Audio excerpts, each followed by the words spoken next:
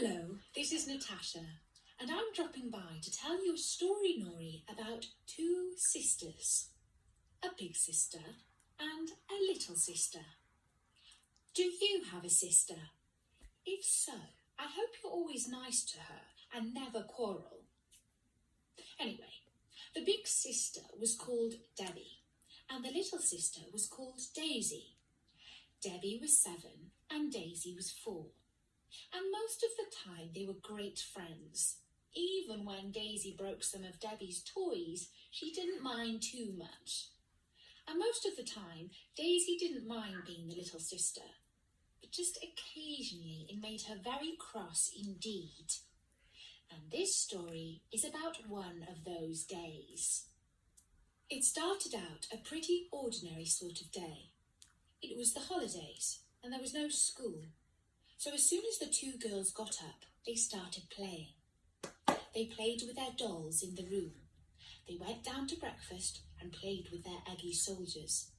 And they went out to the garden and played on the swings. And Daisy decided it was shaping up into quite a nice day, because the thing she really liked best of all was playing with her big sister. But then it all started to go very wrong. "Come on, Debbie," said their mum. "It's time to go to Girl Guides." "Me come too," said Daisy, jumping up and down. "Don't be silly," said Mum. "You have to be 7 to join the Girl Guides." Daisy felt a bit cross about that. Still, it would be fun when Debbie got home. But when Debbie did get home, she didn't have any time to play. She had to work on her school project. "Can I work on my school project?" asked Daisy. But Mum just laughed. "Don't be silly," she said. "You don't even go to proper school yet." And Daisy felt a bit cross about that as well. After that, it was time for bed. "I'll take you up," said Dad, picking Daisy up off the sofa. "What about Debbie?" said Daisy.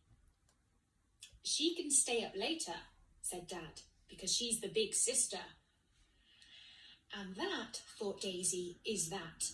Now I'm really cross. Really. "It's not fair," she wailed. "When am I going to be the big sister?" Dad paused for a second. "Well, never," he said. "Debbie's always going to be the big sister. And you're always going to be the little sister." But Daisy was so cross she couldn't even finish the sentence. "That's just the way it is," said Dad. "Night, Titch," said Debbie. And after that, Daisy sat in bed, and she felt so angry. She felt she might explode. Never to be the big sister, she thought to herself. "It's just not fair." She was about to close her eyes when suddenly she saw a fairy at the bottom